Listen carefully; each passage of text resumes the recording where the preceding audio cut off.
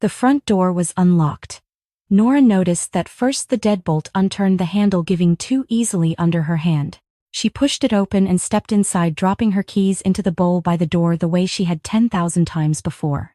A client had cancelled 40 minutes ago. Last-minute text, something about a scheduling conflict. She had been driving back from North Scottsdale with an afternoon suddenly empty in front of her, already thinking about whether she should just draw a bath and call it a half-day. Then she saw the shoes. Coral red heels, sitting just inside the entryway. Pointed toe ankle strap, a small scuff on the left heel she would have recognized anywhere. She stood there looking at them and thought Jess must have stopped by. Then she heard her husband's voice from down the hall. "Why didn't we find each other sooner, eh?" Laugh. A laugh she could have identified in a crowded room, a laugh she had heard across dorm hallways and road trips and 100 ordinary afternoons that had never seemed worth remembering until right now. "Because you were married to my best friend." Nora did not move. She did not make a sound. She stood in the hallway and stared at a hairline crack in the drywall just beside the bedroom door, a thin diagonal line she had never once noticed in 4 years of living in that condo. She looked at it for a long time. Her only coherent thought, the one that surfaced above everything else, was that she had booked a spa appointment for herself and Jess. Saturday morning. 10 o'clock. She had done it 2 days ago. She picked up her keys from the bowl. She stepped back outside. She pulled the door shut behind her softly, the way you close a door when someone inside is sleeping. There's a specific kind of silence that follows something you can never unhear. It has a weight to it. It doesn't feel like pain yet. It just feels like everything going very, very still. She sat in the parking garage for a long time. Engine off. Hands in her lap. 2 levels underground, the concrete was cool and dim, and the only sound was the ventilation system humming somewhere above her. That was when it arrived, not the anger, not the tears, but the arithmetic. 10 years of marriage. 15 years of friendship. She had known Jess since they were 19 years old. Since a Tuesday morning in a freshman composition class when Jess had leaned over and whispered that the professor had mispronounced Hemingway twice already, and did Nora want to get coffee after. 15 years of showing up for each other. And all of it had just rearranged itself into something unrecognizable in the space of about 4 seconds in her own hallway. She did not cry. That surprised her a little. She came home at the usual hour. Scott was in the kitchen, and he looked up when she walked in and smiled the way he always smiled, easy, comfortable, the smile of a man with nothing on his mind. She kissed him on the cheek, asked how his day went. He told her about a meeting that had gone well, a logistics contract he was close to closing. His boss Carl, pleased with the numbers. He was smooth about it. Practiced. She had just never had a reason to notice that before. Then, almost as an afterthought, he mentioned that Jess had texted him about her birthday party next Saturday, a venue off Scottsdale Road. She wanted to make sure they were both coming. Nora set down her bag and said she had already been thinking about a gift. Something special. He nodded and turned back to the stove. That night, standing in the shower, she waited for the grief to arrive. It did not. What came instead was quieter and had sharper edges, not a feeling exactly, more like a direction. She wiped the steam off the bathroom mirror and stood there looking at herself for a long moment. The plan did not come to her all at once. It arrived the way certain decisions do, not as something new but as something that had already been made somewhere below the surface and was only now becoming visible. I had always heard that betrayal breaks you. What no one tells you is that sometimes it just clears you out. Leaves you calm in a way that should probably scare you. She turned off the bathroom light and went to bed. Scott was already asleep. The 4 weeks that followed were, by any visible measure, the best stretch of their marriage in years. Nora cooked real meals, the kind that required grocery lists and actual effort. Scott's favorite, a slow-braised short rib he had mentioned once 2 years ago, and she had apparently filed away without knowing why. She asked about his work in the evenings and listened to the answers. She was present in the way she had not been in a long time, and Scott noticed. One night over dinner he set down his fork and looked at her with something between appreciation and mild suspicion. She seemed different lately, he said. Calmer. She told him she had started meditating in the mornings, just 10 minutes, nothing serious. Jess had actually recommended it. He nodded and reached for his wine, and that was the end of it. Jess was harder to read. She called more than she used to. Stopped by with small things, a candle that smelled like eucalyptus, a face mask she had bought 2 of by accident, and iced coffee she just happened to pick up while she was in the area. She talked faster than normal and her eyes moved more than they used to. Nora watched all of it and said nothing. They met at the coffee shop on a Thursday, the one near their old campus, the one with the worn wooden tables and the mismatched chairs, where they used to share a single brownie between two people because neither of them could spare the $4 for one each. Jess wrapped both hands around her mug and got quiet for a moment, and then she brought up the promise they had made on graduation day, that no matter what happened they would always show up for each other. Her voice had a careful quality to it, like she was testing the ground before putting her full weight down. Nora reached across the table and covered her hand. "You know I'm always in your corner, Jess." Jess laughed. Just a half beat too fast. 15 years of friendship and I still knew exactly what she needed to hear. That's the part that stayed with me the longest, not what Scott did, but how easy it was to keep being her best friend. How natural it felt. I'm still not entirely sure what to do with that. She signed them up for the same Saturday fitness class the following week. Jess sent her 3 heart emojis when the confirmation came through. Nora read them and set her phone face down on the counter. The fundraiser was for a children's hospital foundation, the kind of Scottsdale event held in a well-lit venue with good wine, where the cause was real but the social mechanics were the actual point. Nora had been to enough of these to know how they worked. She was halfway through her second glass of a Napa cab when she ended up beside Linda Brennan near the silent auction tables. They had met before a handful of times, company dinners, a holiday party at Carl and Linda's house in Paradise Valley 2 years back. Linda was warm in the careful way of women who had learned to be selective about it. They made small talk for a few minutes and then Linda's expression shifted slightly. She mentioned with the kind of vagueness that is itself a form of precision that Carl had been under a lot of stress lately. Something at the firm, vendor invoices that did not reconcile the way they should. A pattern that bothered him but that he had not been able to pin down with anything solid. She did not use Scott's name. She did not need to. Nora tilted her head and made a sympathetic sound. That must be exhausting for him. If there were actual documents, I imagine that would change things considerably. Linda looked at her for a moment, then she took a sip of her wine and turned back toward the auction tables. Within the week, a packet arrived on Carl Brennan's desk. It had taken Nora longer to assemble than anything else she had done in those 4 weeks. She had gone back through 18 months of household paperwork, the shared filing cabinet Scott had never once opened on his own, and pulled every document that touched the firm's vendor accounts. The altered invoice records had been there the whole time, buried in the folder Scott used for papers he considered already handled. The signed agreement was the piece that completed it, a document Scott had put his name to months ago without reading. On an afternoon when Nora had handed it to him and said she just needed him to take a quick look at something for work. She had known what it said. He had not bothered to find out. Together, the documents told a story Carl had been trying to prove for over a year. He always said, "I had a gift for paperwork." He was not wrong. Jess had told her about Karen's husband the way you tell your best friend things you would never say anywhere else, quietly over wine on a Thursday night, with the understanding that it went no further. It had come up about 8 months earlier. They were on Nora's couch and Jess had mentioned almost as an aside that things at work were complicated. Karen, her supervisor, the person who controlled every promotion decision in their department and ran the quarterly review cycle herself without delegating it upward, was dealing with something personal. Her husband had been seen having lunch with the same colleague 3 times in 1 week. Always the same restaurant, always a corner table. Jess had seen them once herself. She told Nora because she did not know what else to do with the information. Nora had listened. She had said that was awful. She had poured them both more wine. She had also taken note. A few days after the charity event, she arranged to cross paths with Karen briefly, a mutual acquaintance, a coffee, nothing that required much explanation. She brought an envelope. Inside were 3 photos taken on her phone one afternoon when she happened to be in the right part of Scottsdale at the right time. She slid it across the table and told Karen she had not been sure whether to say anything. That she thought Karen deserved to know. Karen looked at the photos. Her expression did not change so much as close, like a window being latched from the inside. Within 4 days Jess's promotion was gone. Because Karen controlled the review cycle directly, there was no committee to appeal to, no timeline to contest. The quarterly bonus Jess had been counting on for 6 months disappeared with it.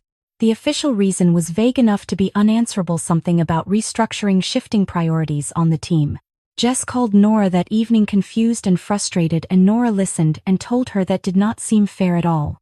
Jess once told me Karen never forgot anything. I was counting on that. Tom Tran, who held his daughter to a standard he had never had reason to question, still did not know any of it. She arrived at the party at 7:31. The invitation had said 7. The venue was on Scottsdale Road, a private event space with good acoustics and the kind of warm lighting that made everyone look slightly better than they were. By the time Nora walked in, the room was at full volume, 40 or 50 people, drinks in hand, the noise of a party that had already found its footing. She stood at the entrance for a moment and took in the room the way she took in a property before a showing. Quietly, methodically, Jess spotted her from across the room and came straight over, arms open, face bright. She smelled like Nora's perfume, a bottle Nora had left on her bathroom counter the week before, set just behind the faucet where it would be easy to overlook and easy to find. Jess pulled her into a hug and said she was so glad she made it. She had been worried, and Nora hugged her back and said she would not have missed it. She handed over the gift. Large box, pink wrapping paper, white ribbon, the kind of packaging that signals real effort. Jess carried it to the gift table with both hands, set it down carefully, and someone said, "Open it," and the small crowd that had gathered leaned in. Jess pulled the ribbon loose and lifted the lid. It was a photo book. Hardcover, well made, the kind you order when you want it to last. The cover read in clean lettering, "The Story of a Friendship." Jess made a sound that was almost a laugh, surprised, genuinely touched, and opened it. The first section was real. College. A road trip junior year to Sedona in a car with no working air conditioning. Bad haircuts they had both agreed never to speak of again. The graduation photo where Jess had frosting on her nose from the cake someone had brought to the ceremony and was making a face directly at the camera. Jess started showing the people nearest to her, laughing, pointing things out. Her mother leaned in. Someone made a comment about the hair. Then Jess turned to the final section. The laughter stopped. Screenshots from Scott's phone. Printed logs of their text thread dated. Hotel receipts from 3 separate trips, 2 in Scottsdale, 1 in Tempe. Photos with timestamps in the corner. Nora had been thorough. She had always been thorough. Tom Tran was standing 3 feet away. He saw his daughter's face change before he had a chance to see the pages himself. He was a man who had always read his daughter easily, and what he saw made him step forward without fully deciding to. What happened next happened fast. Tom's voice low and sharp. Scott's hands coming up. Someone's elbow catching the edge of the appetizer table on the way past, a platter going over, the sound of it landing, a woman stepping back sharply. Scott was talking, trying to locate some combination of words that would work, but the room had already stopped listening to him. Jess had gone the color of the wall behind her. I had imagined this moment for weeks. What I had not imagined was how quiet I would feel standing inside it. Nora stood near the edge of the room and watched. Not with satisfaction exactly. With something closer to the feeling you get when you finally set down something you have been carrying for a long time, the absence of weight more than anything else. Scott's eyes moved through the room until they found her, and then moved to the balcony door behind her. The balcony door muffled the noise from inside to something distant and shapeless. Scott closed it behind him. He looked the way a person looks when they have just watched something collapse and are still working out what it was made of. Not caught so much as disoriented. He asked her why she did it. The question came out more tired than angry. Nora leaned against the railing. How did you think it was going to end? He did not have an answer for that. She had not expected one. She told him calmly that Carl already had enough to act on. The documentation had been on his desk for days, and Carl was not the kind of man who sat on something like that. The only question left was whether she and Scott handled the rest of this between themselves, or whether everything else became part of the same conversation. Then she reached into her bag and took out an envelope. Her attorney had prepared the separation agreement 3 days earlier. She held it out and told him it was his choice. Scott looked at the envelope for a long moment. Then he took it. His hand was not steady when he signed, but he signed. He looked up afterward and asked what happened now. She told him he should go back inside. Jess was probably looking for someone to blame, and he was the most available option. He looked at me like I had become someone he did not recognize. I thought, good. That means I finally have. She picked up her bag. Before she went back through the door, she stopped, took out her phone, and called Carl Brennan. He answered on the 3rd ring. She told him she had additional documentation he would want to see and asked if he could bring his attorney in the morning. He agreed without hesitating. She ended the call, walked back through the party, and left through the front door without stopping. The party had been on a Saturday night. Carl met with his attorney that Sunday morning. Scott was terminated within 2 weeks. Carl Brennan turned out to be exactly the kind of man who treated financial integrity as an actual position rather than a talking point. The termination was clean documented and came with a strong recommendation that Scott not contest it. He did not. She heard about it through a mutual contact mentioned in passing the way professional news moves through a city the size of Scottsdale's business community. Jess was let go from her firm not long after. The stated reason was vague restructuring, shifting priorities, the kind of language designed to end conversations rather than start them. Scott called on a Tuesday evening about 3 weeks after the party. Nora was on the couch with a glass of water and a closing file. His voice was different, not the practiced ease she had grown used to, something flatter and more worn through. He said he had had time to think. He said he thought they should try again. She told him she had believed he loved her. That even standing in that hallway part of her had held on to the possibility that she had somehow misread what she heard.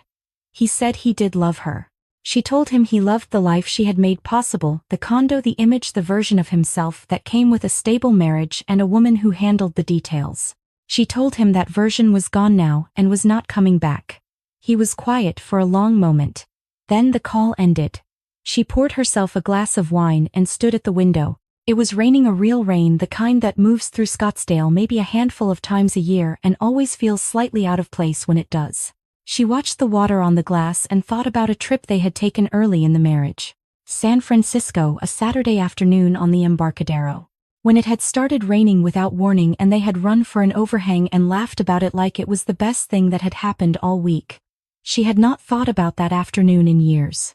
She thought about it now and then she let it go. Scott asked me once what I wanted out of life. I told him I just wanted things to be real.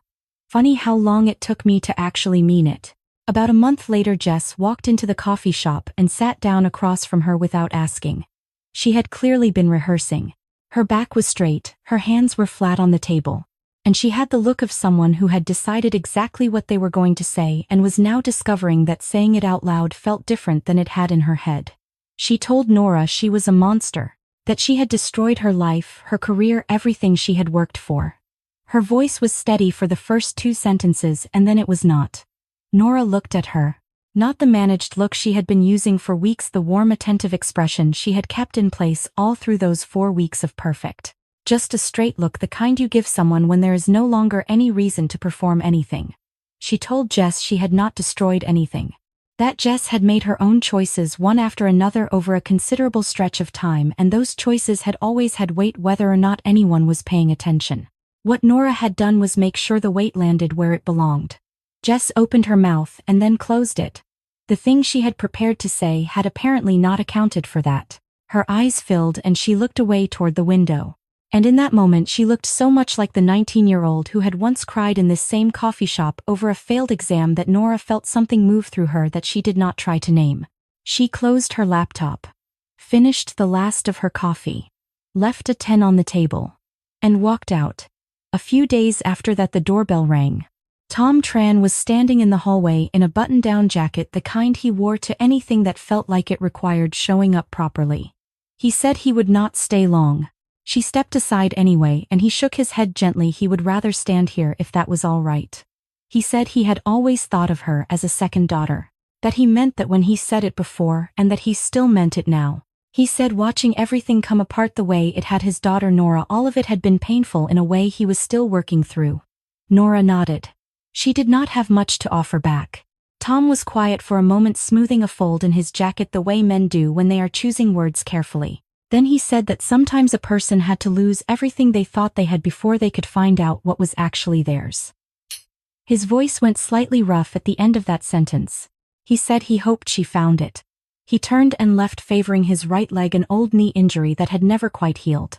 It was the same hitch in the step her own father had developed in his last few years, the same slight shift in weight, the same small adjustment that becomes invisible once you know to expect it. She stood in the doorway until he reached the elevator. That night she got out an old photo album. She and Jess at graduation, squinting into the sun outside the auditorium. Her wedding day, herself and Scott in front of the photographer, both of them smiling the way people smile when they have no reason not to. She sat with it for a few minutes, long enough to feel the full weight of it, and then she put it in the fireplace and watched the pages go. Across the courtyard, a light was on in a third-floor window. A young woman was moving back and forth behind the glass, a baby against her shoulder. That slow, repetitive walk that means the night is long and the only thing that matters right now is this. Nora watched her until the light went out. The next morning she opened her laptop and looked up flights to Bali. Bali was the right choice in the way that some decisions are not because they are logical but because nothing else made sense once you had thought of it. Nora rented a small villa about 10 minutes from Seminyak, a white-walled place with a porch that faced the water and a landlord who asked no questions. She set up a consultancy, expat property vacation rental management, the kind of work that lived entirely on a laptop and a reputation. The expat community in Bali was larger than most people assumed, and they all needed someone who understood how contracts actually worked. It turned out to be a reasonable living in a place where reasonable went a long way. Word reached her eventually, the way it always does. Scott was working somewhere in the Phoenix metro, a position that had nothing to do with logistics or account management or any part of the professional life he had spent his 30s constructing. Jess had moved to Denver, starting over, someone said. Nora did not ask for more than that. Linda Brennan flew in for a long weekend in the spring. They sat on the beach with cold drinks and talked about nothing consequential for most of an afternoon, which turned out to be exactly what both of them needed. At some point Linda said she could not have done what Nora did. Nora told her she probably could have, she just had not been given the same reason yet. Linda thought about that for a moment and did not disagree. One evening, going through her old phone before switching to a new one, Nora found the photo. It had been taken at the party. Jess's face in the moment just before she understood what she was looking at, Scott's expression starting to crack at the edges. Nora had not taken it intentionally. It had just been there. She looked at it for a moment. Then she deleted it and set the phone down on the porch railing. The water was doing what it always did, moving and pulling back, completely indifferent to the specifics of any particular life being worked out on its shore. She sat there until the sun was gone and the sky went the deep blue that comes just before dark. The air was warm and smelled like salt and something flowering nearby. And there was no part of the view that had anything to do with Scottsdale or Scott or 15 years of a friendship that had turned out to be something other than what she thought it was. They say life begins at 35. I used to think that was something people said to make the number feel better. Now I think it is just what happens when you finally stop pretending, when the version of your life that was never quite real falls away and you find out what is actually left. For me, what was left was a porch, a view, and work I was good at. That was enough. That was more than enough. If you found out what Nora found out on the same afternoon she did, would you have walked back out that door, or would you have walked straight in?